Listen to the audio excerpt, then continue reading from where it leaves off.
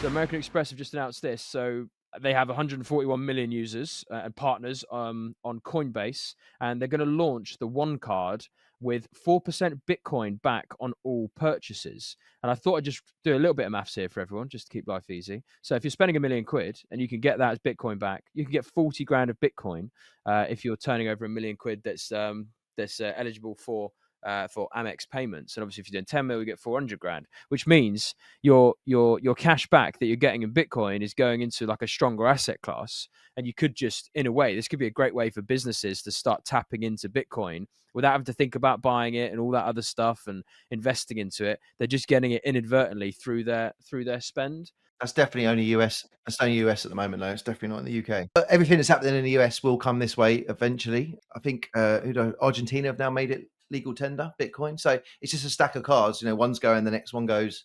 And yeah, totally. I think that Bitcoin won't become the currency everyone's trading. It's the thing everyone wants to hold on to.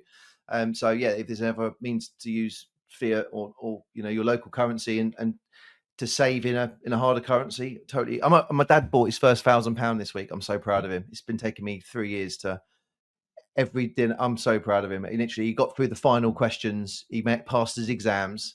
It's that hard when you want to set up a Bitcoin account. And he stuck his first grand on. He sent me a screenshot. I said, I'm very proud of you, Dad. Because it just means he'll just pay attention to it. And my brother's into it. My best friends are into it now. The wife is like asking me, how's Bitcoin going? This thing is next to us every day. I've got this on my desk every morning. We come down and we can see what's going on with MSTR, a very, very good stock, and Bitcoin. And it's just good. Yeah. People are taking more financial astute with their own money. And if you don't understand what the fundamentals are of the fiat you're working for, what the foundation it's based upon, if you don't actually go and ask that question, more for you. And the longer over time, the more convicted I'm becoming. And I think that you need to spend the time understanding is it worth getting cash back in fiat that's being debased at 8%, or can you get some rewards in Bitcoin, which is going up 60% year on year? Great to see these financial institutions and these different products that are out there starting to just swipe and deploy Bitcoin more and more and more and more because the people want it. And it's just taking over gradually, just like getting it, infiltrating different parts of the financial sector. But the UK, unfortunately, is making it more and more difficult to hold Bitcoin, which is they need to reverse. I've got an X account that I set up a few years ago. It's called Stu __ stacking, STAKIN, and then _SATS.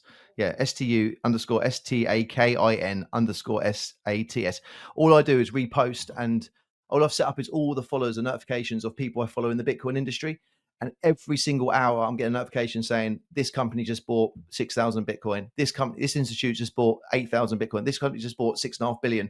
So as the waves go with QS, there's 450 Bitcoin every single day being produced on the network, and there's like 20,000 being sucked up and hoovered up by ETFs and big institutions and social wealth funds and stuff in the UAE.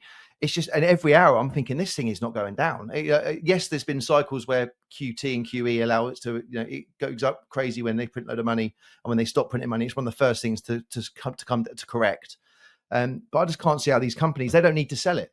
And the second one company starts printing their own currency to buy Bitcoin, they're going to win, because they'll just be able to print $1 trillion, buy £1 trillion worth of the hardest asset on to earth, and away we go. It's called game theory. It's going up to 1 million to 10 million. And all you need to buy is like 10 grand's worth. I'm just asking everyone just to focus on buying the first grand, buy your first 500 quid, and then just chip away. Buy the amount of Satoshis you can. Has Jack bought any? Jack, you on Bitcoin yet? You got any Bitcoin, mate? What are you saying? I said I'll buy Bitcoin if Stuart just does me like an idiot's guide of just like how to do it. I'll sit next to you, mate. You buy a pint, and I'll sit next to you. You just bring your ID, and we'll set up your Swiss Borg account. ID. I swear I'm over 21. All right. Well, let's meet up. I'll start with 500 off the ground. Yes. We finally got him, Stu. I need to do it. I don't want to do it. I'd rather just send the money to you and you put it in somewhere. And on the Ground Up Network, we need to set up a whole separate section, because a lot of people watch this and they're like, he's fucking at it again. But trust me, I will prevail. And then we're on the Get Bitcoin, on the Ground Up Network, we need a section just on how to set up your Bitcoin account. No financial advice, entertainment purposes only, and all that. I'm not getting sued, but this is how you set up your Bitcoin wallet, and now you buy your first 500 quid. That needs to be a whole 2-hour segment on there that people can tune in and listen to. With it. I am with it. And anyone out there, if you've not bought Bitcoin yet, do it, man. We've got Dorian last episode, Jack this episode. It's going down, mate. It's going down. Dorian on the next one. I know he's been a busy boy trying to close 20 million quid, but that's no excuse to not have bought his first 500 quid Bitcoin. Yeah, so we'll find out next week. If you enjoy content like this, then make sure you go and subscribe to the Ground Up Podcast.